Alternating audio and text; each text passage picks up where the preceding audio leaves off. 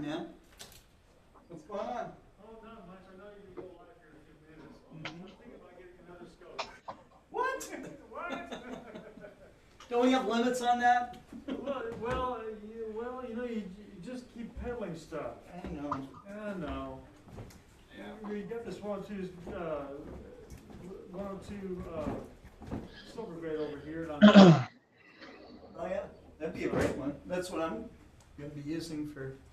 That's all dialed in now. I got. Oh really? Awesome. APT software all linked into it, and got the field flattener. Got everything going on it. So. Excellent. That's a nice setup. Yeah. I'll give you $1 for it. Will you? Yeah. Great. I might. Hey, you know what? It's your lucky day. I'll give you $2. $2. Okay.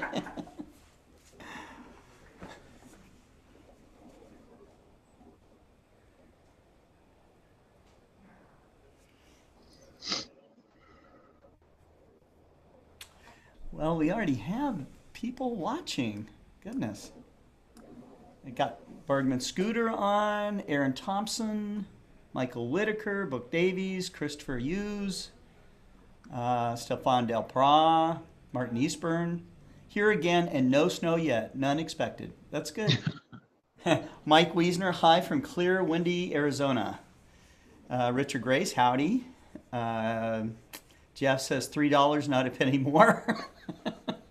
People, let's have a auction for Scott's ED 102 with an ED 80, both carbon fiber tubes, a QHY 163 field flattener, Optolong L Extreme filter on it. What else? Oh, G11 PMC8, a NUC computer running it, APT software operating that. All operated over Zoom. So, do I hear $10? We're up to $7 already for it. That's right. I think there's a minimum. I can't remember what the minimum is on it. I think there's a comma in it. Mm-hmm. $13 already. See how that goes? Who's driving it up? 25. Mike Wiesner, $25. Okay, I got 25. I got 25. Do I hear 30? No, you're going the wrong way, Martin. That's 15. 25, 30, 35, 40, 40. Do I hear 40? Do I hear 40? Over here, do 40, 40. But I can't do that. Book went $1 more, $26. Do I hear $30? We need to get Paul in here to do an auction for us because he actually is an auctioneer. Paul's an auctioneer? Mm-hmm. He's an honorary colonel, a graduate of an authorized auctioneering school. So he can do the really fast 30. You can yodel. $45. Probably. I see 45. Folks, we got all night. Yeah. Yeah. Do I hear 100? That was for NWA Space. I made when we did that auction at the piano bar that Sunday night. Got up those models to $1,500 each. That's pretty good. Yeah. Those models are awesome, though. Yeah, they are. Yeah. They were awesome. That's where the term the Doorknob Society came from, which is one of our NWA Space's fundraising levels. You guys were hanging out at a bar, a doorknob thing came up? Todd Longnecker bid $500, and I looked at him and said, Todd, that's not even enough to buy a doorknob. and so we bid it all the way up, and then it got the bids up to 1,500, and then so we that was the first really large donation we had and we decided to I sent name the $1,500. in a little while back. Did you guys receive them? What was it, Scott? Stefan says he sent some emails. Did we receive them? I'm not sure. What email address? I don't know. Stefan, what did you send it to my email address? Or to Kent or to Explore Alliance? Service at? Service? It's been a day or two since I looked at the.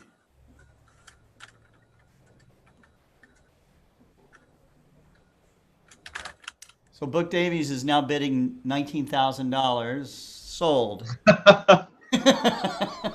Nice. Congratulations, Buck.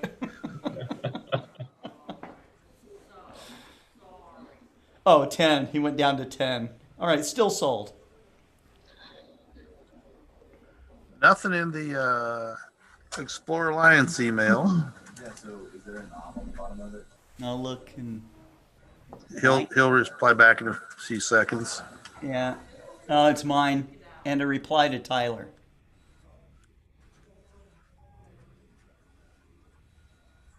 We'll have to Yeah, check. so it shouldn't come off. We'll look at this after the show, Stefan. And then whenever you put the outlet on it, what happens?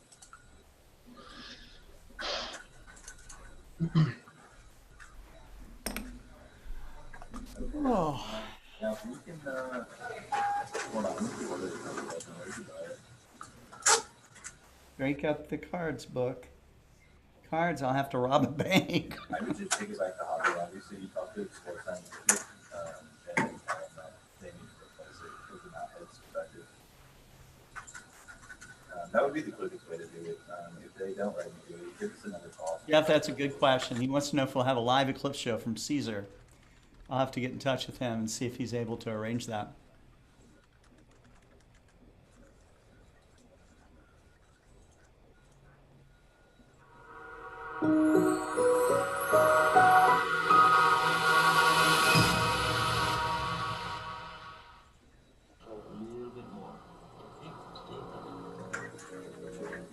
This is the Hubble Space Telescope.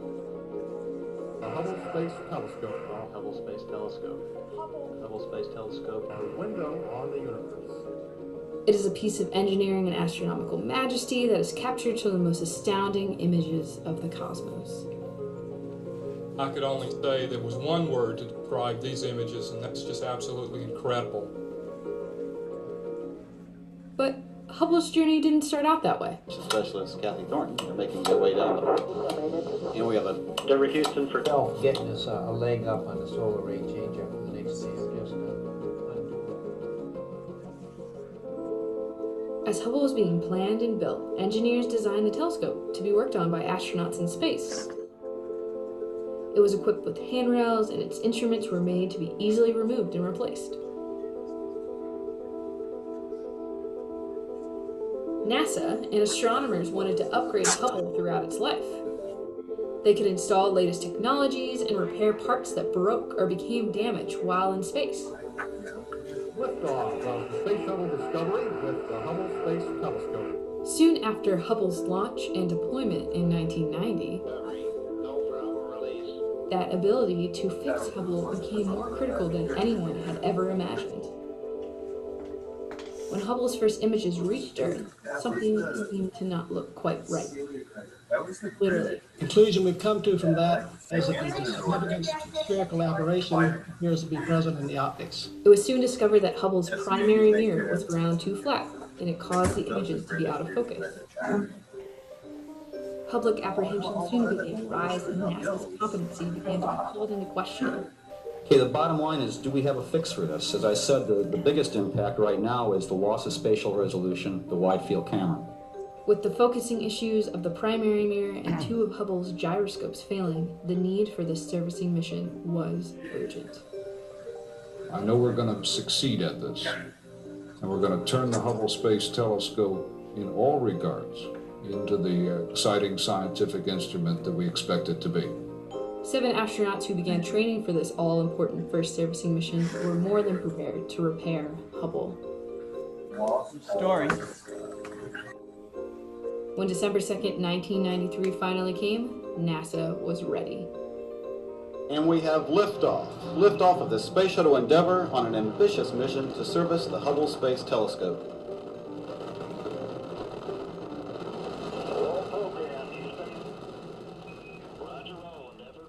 Successfully, they navigated installing new solar rays that would not expand and contract when they went in and out of sunlight, allowing Hubble to remain steady when taking photos. They replaced failing gyroscopes and magnetometers, enabling for more accurate manipulation of the telescope's orientation. Installed a wide-field planetary camera too, which had 48 color filters covering a spectral range from ultraviolet to visible wavelengths, and housed extra mirrors to correct for the flaw in Hubble's main mirror. And of course, they adjusted the Hubble Space Telescope's vision with the Corrective Optics Space Telescope Axial Replacement, or COSTAR, that acted almost like a pair of glasses for the primary mirror, fixing the spherical operation for the rest of Hubble's instruments. After 5 days of intense repairs and maintenance, the Hubble Space Telescope was back up and running.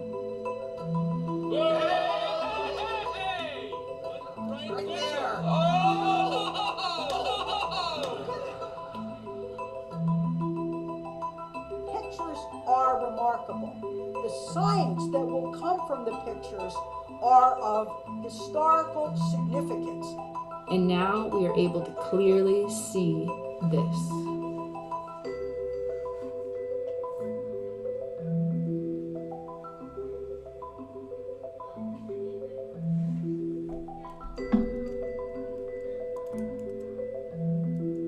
The first servicing mission to Hubble restored the telescope's original expectations, and then so much more.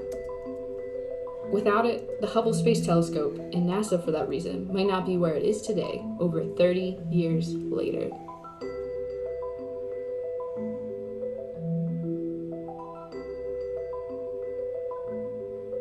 Thanks to the Hubble Space Telescope and the team behind Servicing Mission 1, we can now behold these amazing astronomical encounters.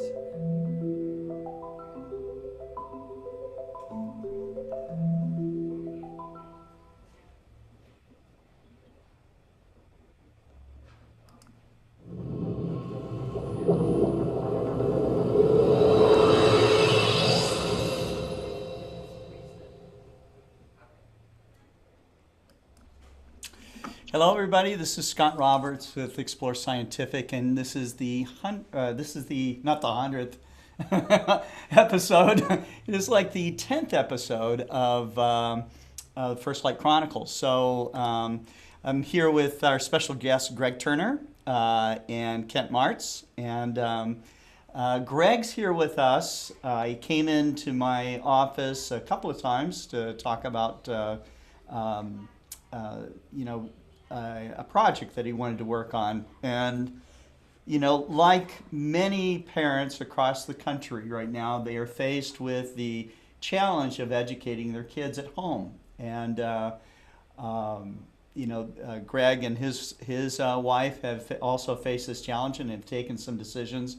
But Greg is, aside from being a father, he is a very enthusiastic amateur astronomer.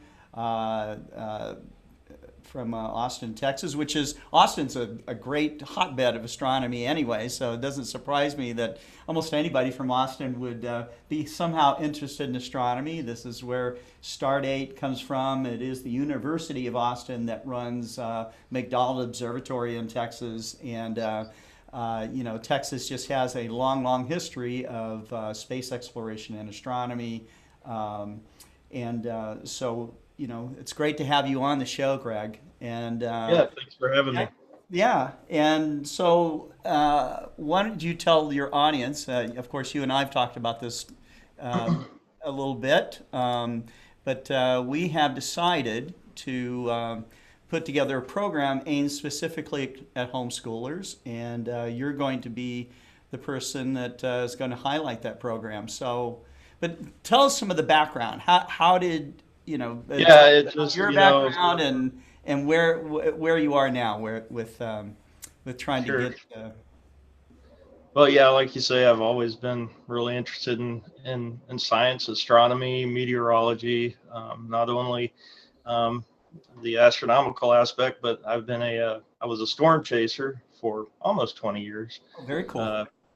Media storm chaser, chased for both ABC and NBC TV, and of course the National Weather Service. And just ever since I was, a young kid, I just loved science. And a couple of my science teachers when I was in school, I really credit directing me down the path that I am today. So yeah, education, educators, just super important. So yeah, we 2020, crazy year, right? We had talked about homeschooling our kids in the past. We have family, friends who have homeschooled before, and been very successful at it. And typically, what we see is the kids in homeschooling do very well in their academics. That's very true. I think that on average, that homeschooled kids actually excel over publicly schooled kids. Maybe it's because there's just a more intense effort from the parents. I'm sure there is the occasional homeschooled child that isn't that well educated, but I think on average, the homeschool kids that I meet up with are very advanced, test better, and have a broader, worldview, than a lot of publicly schooled kids. Now I can speak from the publicly schooled side because that's where I came from. In fact, I got a lot of experience with it. I went to 14 different schools as I got up to 12th grade. So I changed schools a lot. I probably would have been better educated at home, because I would have had the continuity with my parents. Sure. Well, it just gives you the opportunity to do other things outside of what you would normally get in a public school setting. Right. So, and getting into things like, science and music, Sure. things like that. But so 2020 comes along and, COVID. So it really gave us a unique opportunity to go ahead and just take the plunge and try it because, schools were going virtual. Yeah. And honestly, if you have older kids, the virtual isn't a terrible thing. The older kids are a little more self-sufficient. They can help themselves. They can go log into a computer, start their school day.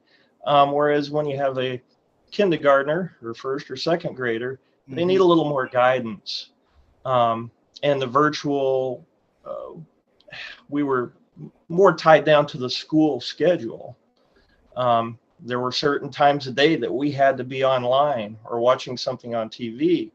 And my wife, bless her heart, she's here at home trying to work and be on her meetings, on her Zoom calls. And it's just not conducive to educating the little ones. It's they need that help from mom or dad.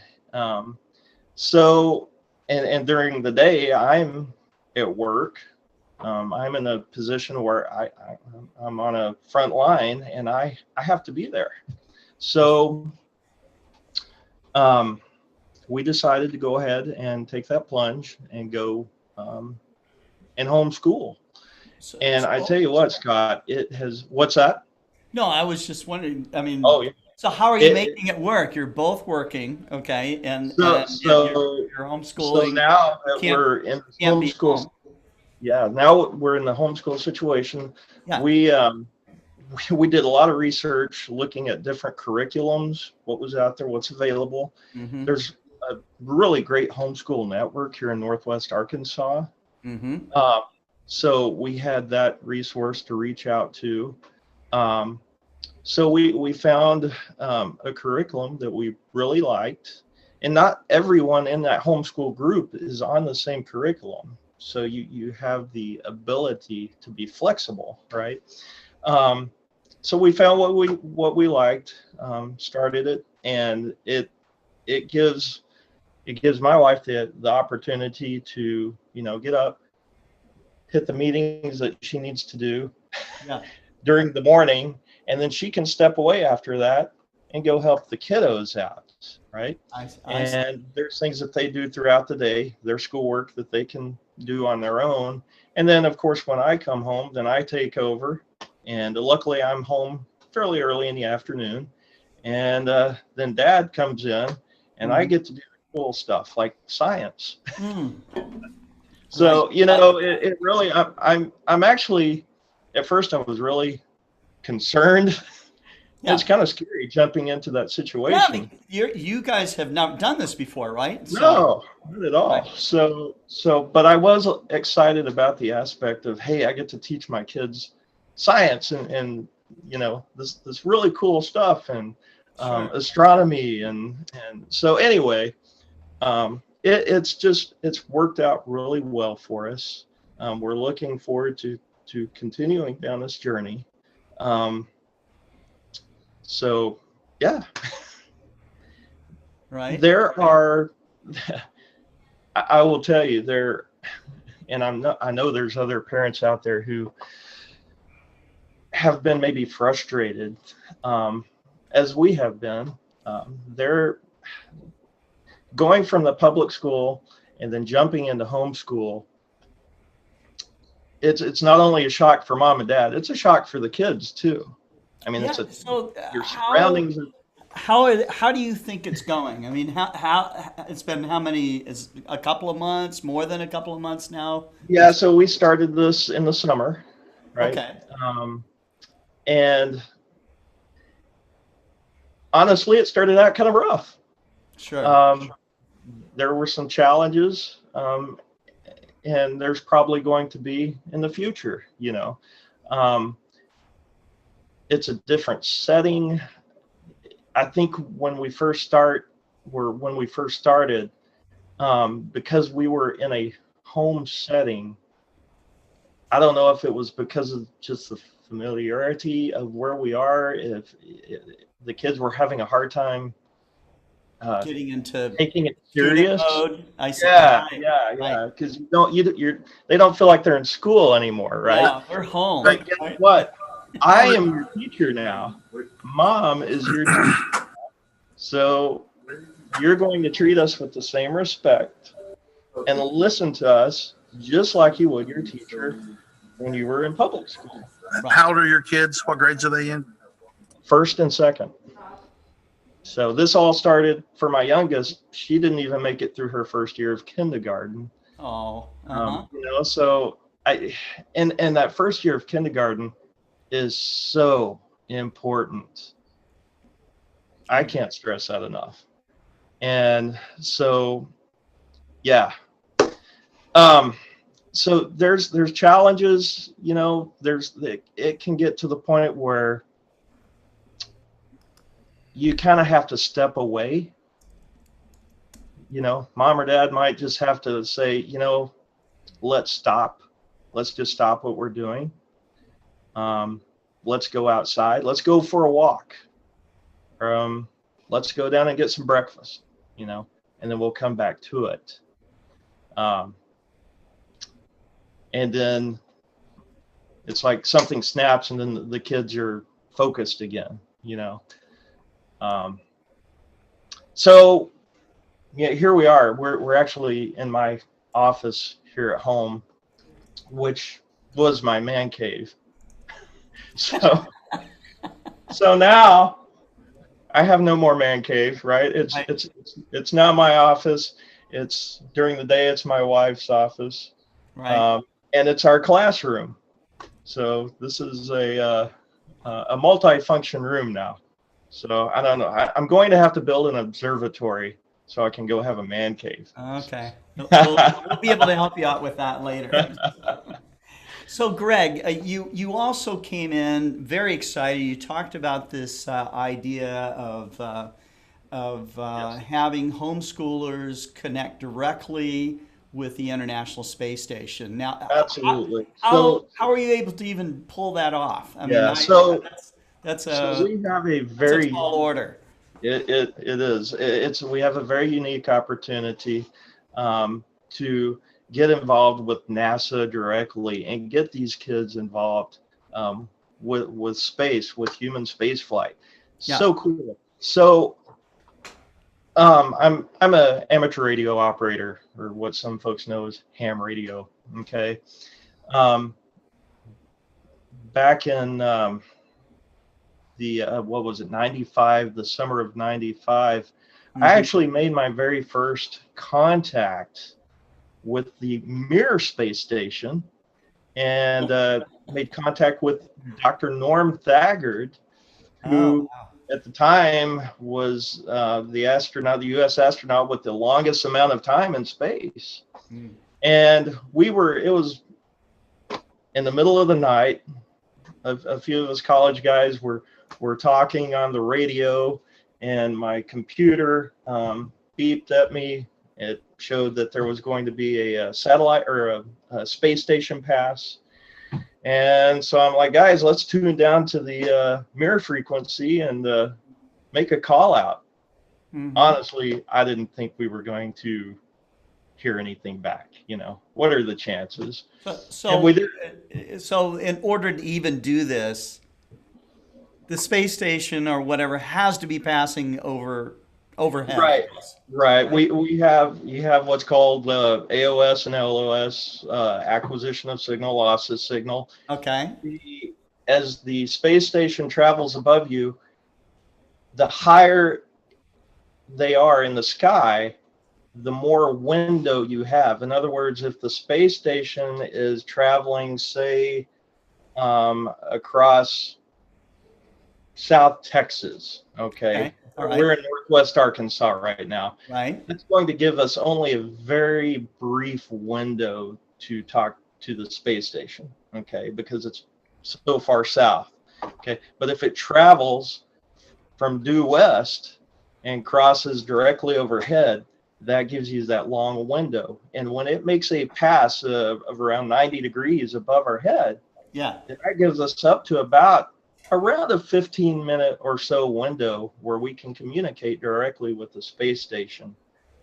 That's amazing. Yeah, all of the U.S. astronauts are required to obtain they have to study, take a test, and obtain their amateur radio license before they can go on flight.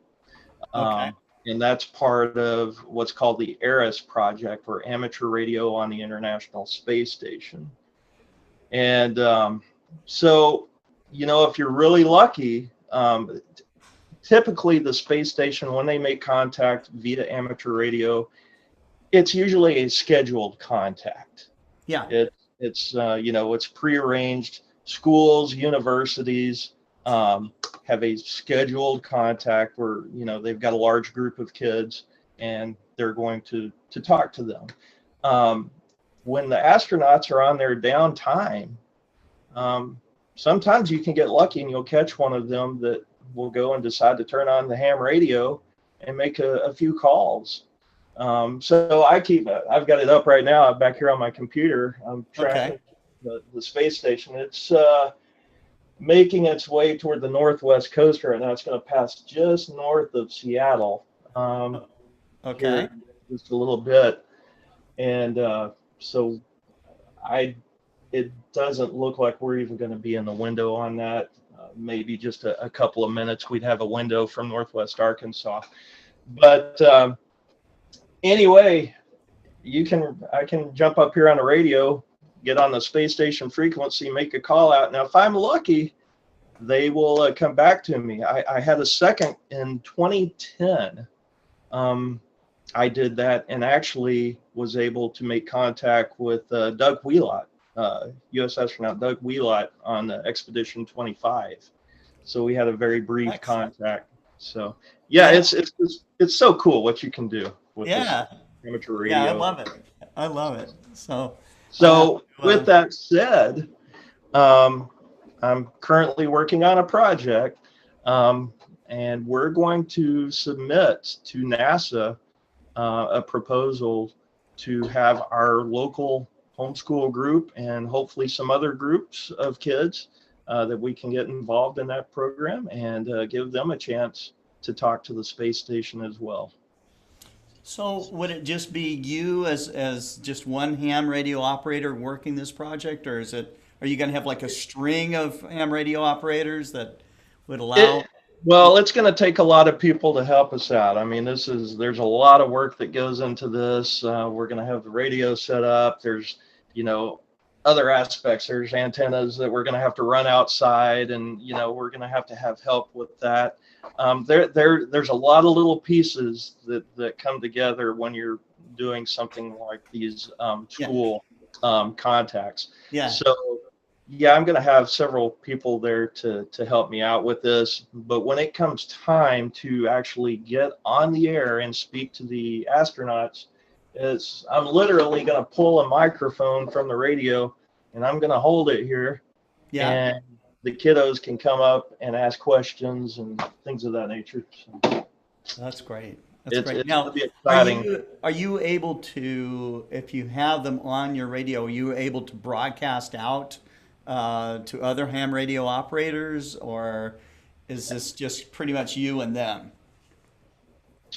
But during the space station contacts? Yes. Yeah, it's going to be specifically the space station speaking to our group. They will be blocked off. Their time will be blocked off solely to speak to our group. So it will be very one-on-one. Interesting. Well, I never had a school teacher who was quite as cool as you are. So I think that's really, really great. Well, that's good. So we will plan, our shows. We'll start off with doing a show once a week. I know that you and your wife are very busy, so you'll select that time, and then we'll start helping out other parents that are out there that are faced with the with homeschooling. I know that teachers of any kind, in fact, science teachers in public schools, could benefit from this program because Greg will come up with some teaching curriculum that will help out a lot, and we can have we can invite people on the show. I've had Daniel Barth on the show a couple of times. He is a STEM leader for the University of Arkansas, so he's always working on, what are, making sure that everybody's hitting the science standards and all the rest of that stuff. So, which is always so important. But I'm excited. We'll make it fun. We'll make it fun. Okay. So. All right. That's cool. I want to see exploding experiments and stuff like that. Explosions are always helpful. You gotta have explosions, right? Yes. Very cool. Greg, thanks very much. Thank you. Absolutely. I know this was your first show and everything, so you did great, and we're looking forward to it. The whole thing about doing these programs is it's really about educational outreach, and being that I have grandsons that are learning from home right now. They're doing remote schooling with their teachers and stuff. But my daughter has to keep them in line. They would of course rather go play computer games or something of course. than do school. So. But my daughter's able to keep it on a serious note and keep them committed, and seems to be working out pretty well. So. I'll tell you, it's really gratifying to have your kids draw you a picture. You know how kids do, and they'll come up and they'll draw you a picture, and it's like, oh, it's M13. or or a certain Wow. constellation, or Oh, that's you cool. you ask your kid how many moons Jupiter has, and they can spout off the correct number to you. So it's just really neat. It's really gratifying. Right. Right. Well, it's great, and Greg, I appreciate it. Let's see if there's any comments here before we transition over to Kent. Martin Eastburn says he's got he's looking at your setup. He says you got three ham radios there. Is that right? Yeah, I've got two. This is a FT991 Yaesu. It's a all mode and all band radio. Okay. Another HF radio over here, 6 meters as well. Mm-hmm. And then I have VHF, UHF over here. So 3 ham radios, and then this little guy is what's called GMRS, General Mobile Radio Service, and that's something that we use for the family, right, to, in communication. So yeah. So when you key up, do the neighbors get mad at you? TVI, that's not a problem much anymore. Right. All the digital. So, but I will tell you, when I first started in the ham radio, there were some folks on phone calls that hear my conversations. So very good. Oh, really? It would just through the phone. over the phone Yeah. line? Back when we had the 49 megahertz handset, cordless phone. I see. Yeah, the 6 meter radio really played havoc with those. I So, see. and I was on an old what was called a Swan 250. And if there's any hams watching, they probably know exactly what that is. Old tube type radio, and great old radio, but boy, that just got into everything. That tore up the TVs. So I had to go and remake some friends and buy some filters and whatnot and put on TVs. Yeah, well, you're a pretty good guy, Greg. So I don't think that was so hard for you. Well, that's great. Well, we'll learn more about Greg as we do future shows. He's got an interesting past. He was a fireman. He has done all kinds of stuff, and so it's really cool. We love that you're on the show, and we look forward to reaching out to homeschoolers all over the country, maybe around the world. I don't know. So When's that gonna air? He needs to still get back to me on an air date. So we will determine the time in the very near future. Yep. Okay. Well, thanks for having me, Scott. Glad to be here. Man. Thank you Good to very see you, much. Greg. Good to Take talk care. to you. Thank you, Ken. Bye. Are you staying with us, or are you dropping off? I'm actually going to drop off and go do some school. Had There fun. you go. Thanks. Bye. Thanks, man. Take care. Okay. All right, Kent. What did you think? Oh, it's going to be awesome. Anything that, this is a great outreach program, a platform, and it's amazing how many people we can touch. We launched for our sports optics brand, Alpin, we launched a blog, a video log that's going to be a podcast on the audio, unannounced. Just we're test piloting, and we just said, let's just go live. We went live, and Scott, what were the numbers we reached just out of the gate? I mean, you're nearing 1,000 already. So with no anything, yeah, 1,000 people. No marketing. Just pop on. Yeah, No, just hopped on, and we've reached 1,000 people. It's truly amazing what this platform and method can reach. Yeah. It's just astounding. So anyway, last week we talked about a sale for the Explore Alliance paid membership. Explore Alliance is an extended care program that we offer. It's free for anybody for the legacy platform.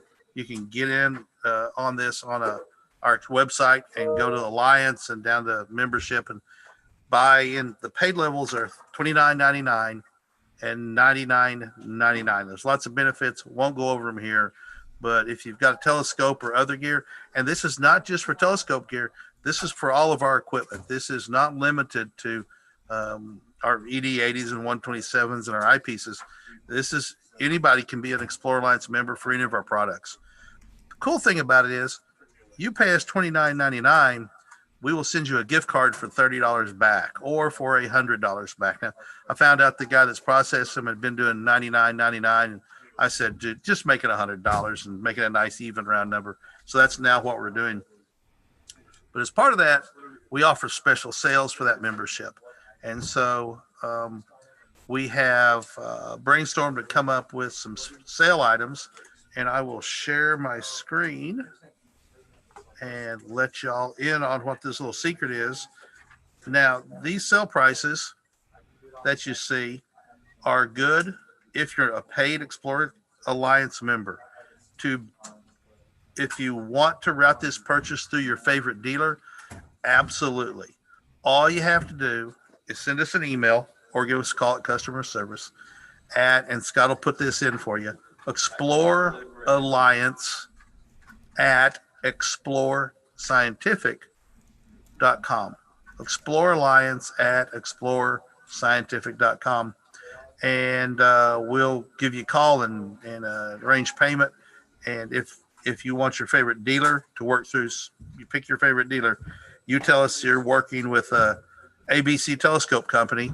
We will credit the sale to them, and they'll get their share of the sale without having to do anything other than being a dealer for us.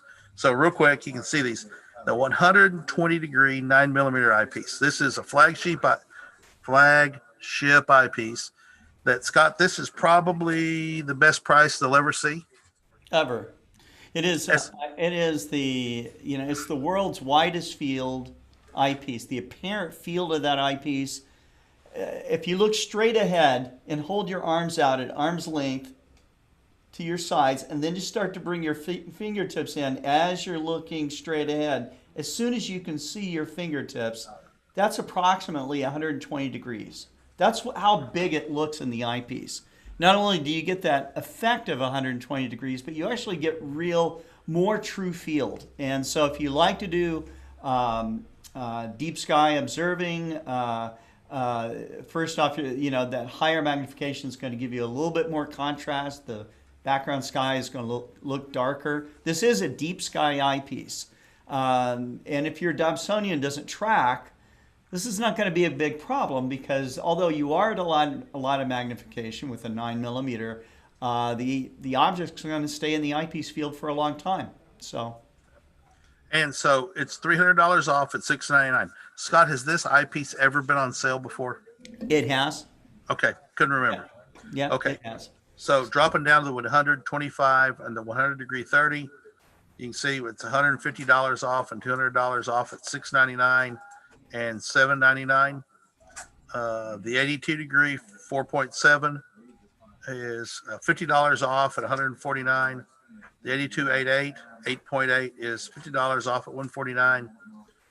The 8218 weird number, $89 off at $210.99. I probably should have changed that to something more even, but hey, it's published now, so we'll go with it. 6820, $30 off at $149. 6840, $140 off at $249.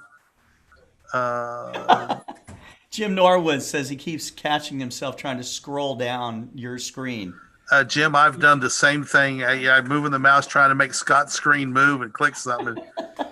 It's a weird feeling. So the 6214, $30 off at $79.99. The 6240, $174.99. That's $35 off. The 52 15, $14 off at $65.99. The 5220, you can see it at $14, $65.99. 5225 is $75.99. That's 14 off. The 5240, now here's a pretty big savings, $58, $101.99. Now, here's some deals right here. This is a non-waterproof Bresser 70 degree 25mm eyepiece. These are all 2-inch eyepieces. Good eyepieces. Yep, good. They're not waterproof, so you can't put them in your dishwasher and Get them clean in your dishwasher, like Scott. Somebody told Scott he did. Scott does not recommend does, that. but we don't recommend that though. Yeah, we might tell people. Some people have done it, but we don't recommend it. That's But right. $50 off at $49.99. The 70 degree 30, $59.99, and the 70 degree 35 at $69.99. Now those are blowout prices. Yeah. Get them while they last. There's not a huge number of them, but get them while they last. So, I mean, if you buy several eyepieces, if you were in the market to upgrade your eyepieces, or there were some eyepieces that you didn't have in your collection, this is one of the huge benefits of Explore Alliance paid membership right here. Exactly. It more than pays for itself. So. Well, you get it back. You get the money back to spend. You do get it back. So there's really no reason not to join up. And so, this is for Explore Alliance members only. And, anybody can get in. There will be a mailing going out to the Alliance mailing list tomorrow.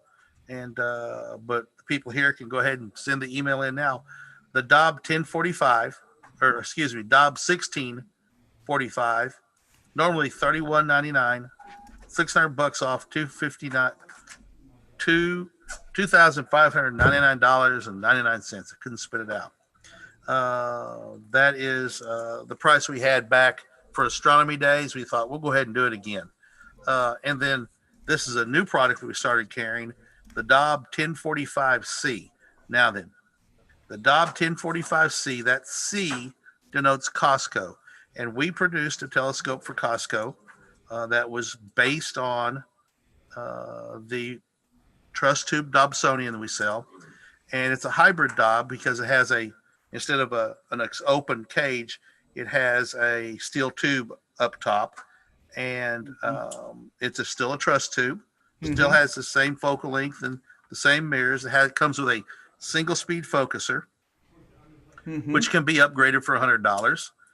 It comes with two speed. If you want a 2-speed, $100, we can upgrade it for you. It comes with three eyepieces, a Plossel 10, a Plossel 26, and a Bresser 15 or 20, like these eyepieces, the Bresser 70-25s. They're inch and a half eyepieces. The price on those. The inch and a quarter. Inch and a quarter, I say. 2.5 inch? No, 1.5. 1.25 inch. Thank you. Anyways, good eyepieces. Too many numbers. Save $100, $499.99. That $100 price is the price for what Costco sold it at $599. It also comes with a moon map, a planisphere, and a digital eyepiece. So it's that eyepiece would be good for lunar and planetary. It's not going to be much of a deep sky eyepiece, but people that use things that aren't supposed to be used and they tease it out. So that's what's on sale. There's a limited number of those DOB 1045s. I will be surprised if we, at that price, be surprised if we don't sell out of them next week.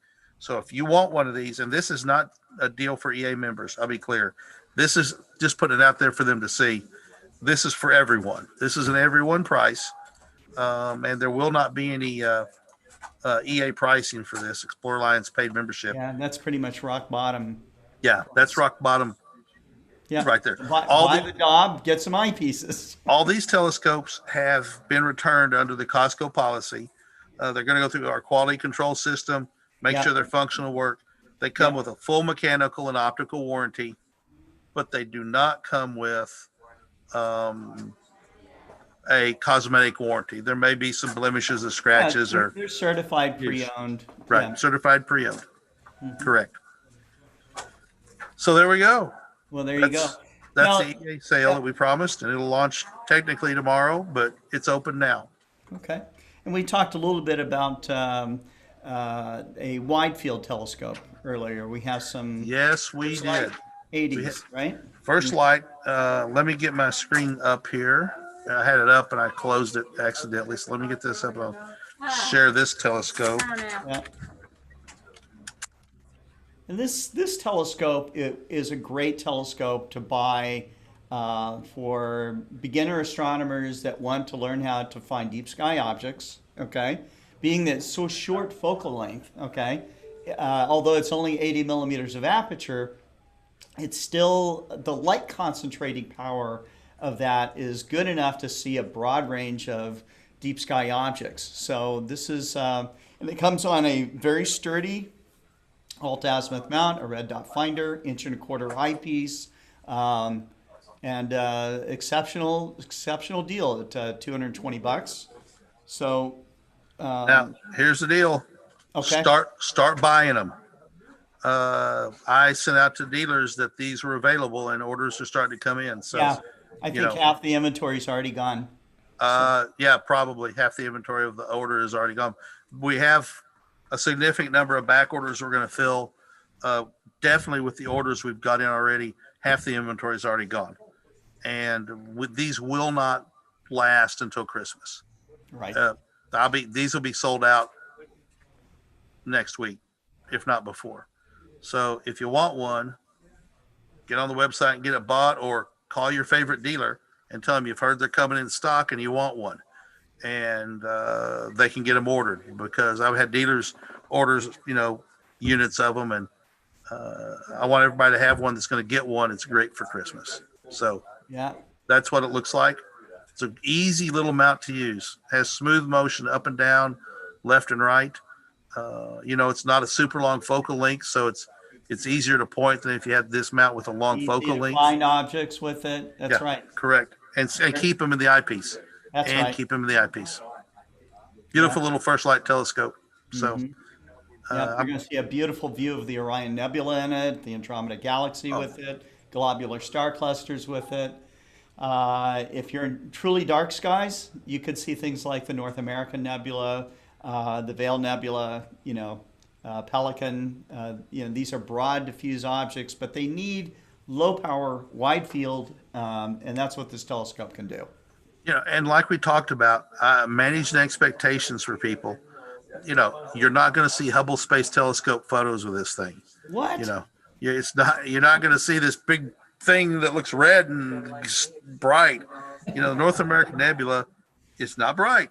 You can see you don't it in get dark that skies. in our 16-inch Dob either. Nope. So. Nope, you do not. It's No.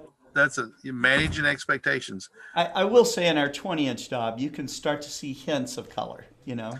It would be interesting. I'm not pointed at anything like that. I need to try that sometime. But yeah, you need to go to where it's super dark, and you can. So Scott, maybe you and I need to run out to Guyman or Kenton or somewhere out like that one weekend with the 20 to go play with it. Yeah, sure. So you take your trailer, I'll take mine, and we'll convoy. And so go have a weekend playing with that big boy. Anyway, that's what I've got for today. Is that FirstLight coming back into stock for a little while. It's a little exciting. Yeah, it's exciting. I'm glad we got it back for Christmas, because it's going to make a great Christmas gift for people who get one, and it's dealers are responding to it. So excellent. Let's see. We have some comments here from our chats. Jim Norwood recommends that you get yourself a blinking red on-air light. I don't know where you put it. Maybe you'd put it up on the lunar module behind him or something. Yeah, we've talked about it, putting it up here on the wall, but business still goes on. I mean, that's true. If I go in the store, customers walk in. So, this is a live thing, going on. We're actually engaged in daily business as we do this. So I filled 3 orders while Greg and you were talking. I'm sitting here working. I'm sitting here working. I mean, it doesn't stop just because we're doing this. Right. But it's and it is busy time, folks. We're shipping out semi-truck fulls of stuff multiple times per day. And like 53-foot containers full of stuff. Yesterday we had and we're talking about individually picked orders. Like, I'd like an eyepiece. I'd like this. I'd like that. The small items. So yesterday we had a mass market truck come in, and they were shorthanded, so I went back there and worked on the unload face, and Heath Creekmore and I, another customer service guy, and we unloaded that 54-foot trailer and shoved them down the line. And Adam and Aria, both CSRs, they were out there stacking boxes off the roller table onto pallets. And those telescopes were unloaded yesterday, and those telescopes will be processed and they will be back out to customers tomorrow because they're mass market telescopes. So we'll be processing them and sticking them, and they'll go back out the door, get loaded. And that happens multiple times per day. It's forklifts running back and forth, people all over the place. I have a young man back there who's an 18 or 19 years old, played basketball with my son. His dad coached my son for a while, and he started working back there, and he said, "This is amazing to watch." He had never seen an operation like this before in the back shop, and it's a big education for him to see how, boy, it's just all the time. So Mike Wiesner says now that he's riding his bicycle again, he ordered the Explorer 1 1080p HD action sports camera. Could not resist the sale price. It was a good deal. It was a good deal. Hey, send us some video. We'd love to see your video. Oh, yeah. That's right. Let's see. Michael Fields. He's talking about the 80 millimeter. Throw a solar filter on the end and have fun looking at sunspots. We also have solar filters for that. I'll go to that page. Yeah. And they're very. Jim Norwood says, "Give me a heads up, and he'll bring his he'll bring his trailer too." UPS and FedEx could use the help. They really could. I think he's talking about going out to Guyman's, Scott, not loading stuff. But okay. That's my guess. All right. I don't know. I think he wants to load up a trailer. Well, yes, he might just keep it though. I forgot where to go. Oh, yeah. So here's the sun catcher variable large aperture solar filter. I'm getting so excited talking about this stuff I can't speak. These are Thousand Oaks film, Thousand Oaks optical film. These are great little things. They don't, people look at them and go, "Well, is this just cardboard?" Yep, it's just cardboard. It's our sturdy, heavy packing box cardboard. And it comes with these little foam pieces that you can customize to fit your telescope. So small ones will work. You can go up to 12 inches in diameter. Now then, the one that goes on a 12-inch, it's not going to have 12 inches of clear aperture because it may be 8 or 9 inches, and you may have a 10 or 11-inch knob that you put it on. It's the sun. The extra inch or two doesn't matter as far as the telescope's concerned because you're looking at the sun. It's already cutting out so much light. You don't need that extra light. And so we've had a couple of people who really wanted that full aperture and didn't go that way. And one guy was wanting to tape two pieces of film together because he had a 14-inch or something.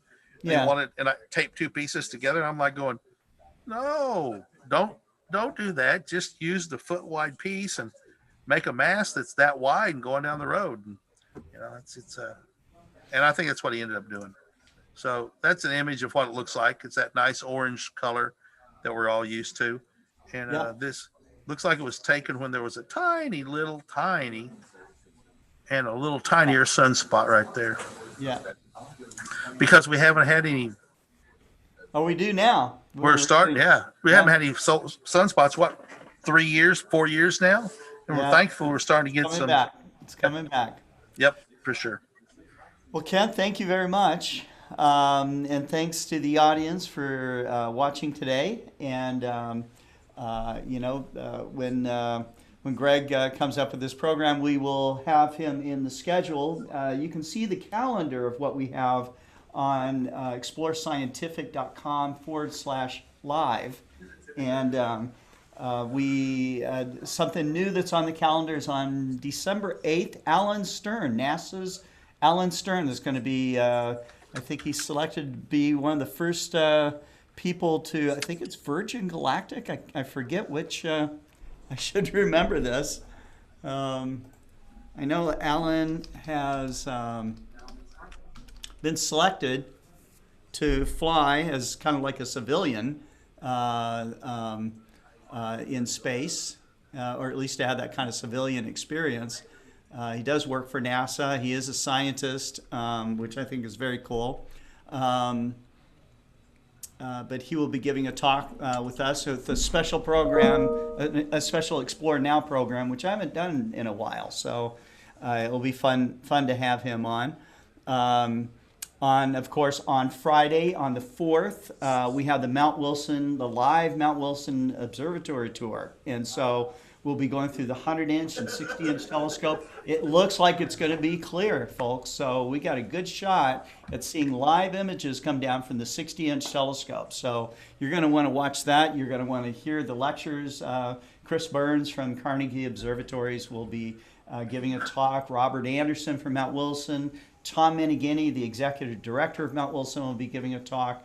And Tim Hunter, who often operates and is the session director for the 60-inch telescope, will be talking as well. These guys know the history, the current things that are going on, and all the rest of it are these amazing historic telescopes. And so a place I love so much, and was lucky enough to be able to spend a lot of time at Mount Wilson myself. So I'm excited about this. We're going to see behind the scenes stuff that they don't normally show people. So this will be very cool, and you're going to see a rare experience of a live image through the 60-inch telescope. So hope that you're going to watch that.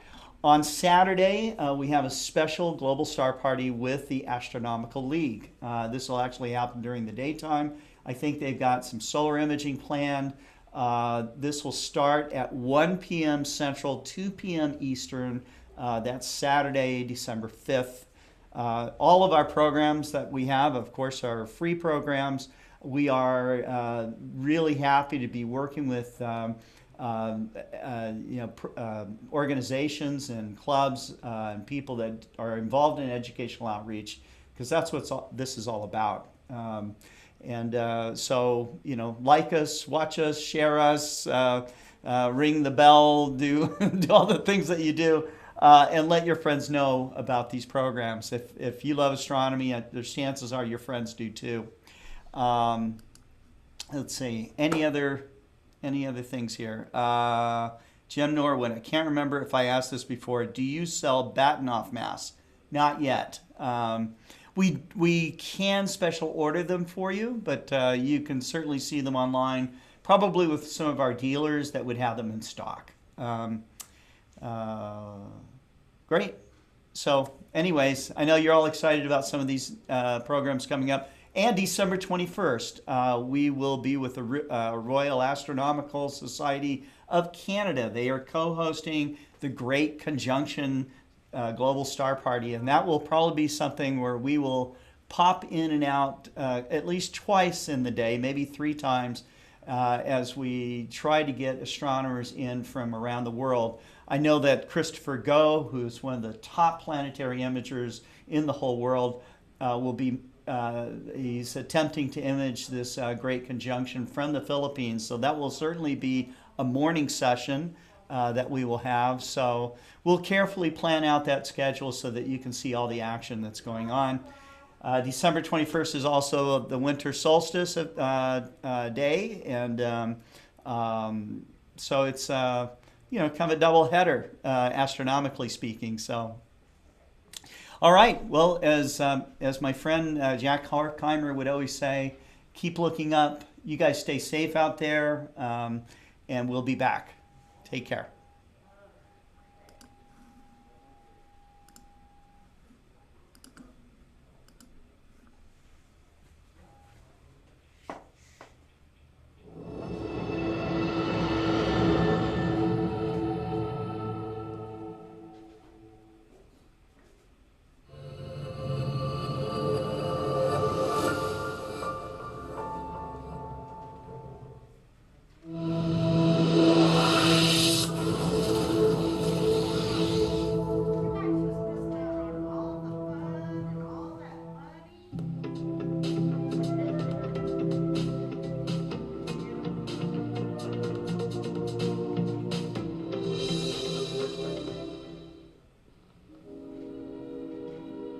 And now, folks, it's time to say goodnight. We sincerely appreciate your patronage and hope we've succeeded in bringing you an enjoyable evening of entertainment. Please drive home carefully and come back again soon. Good night.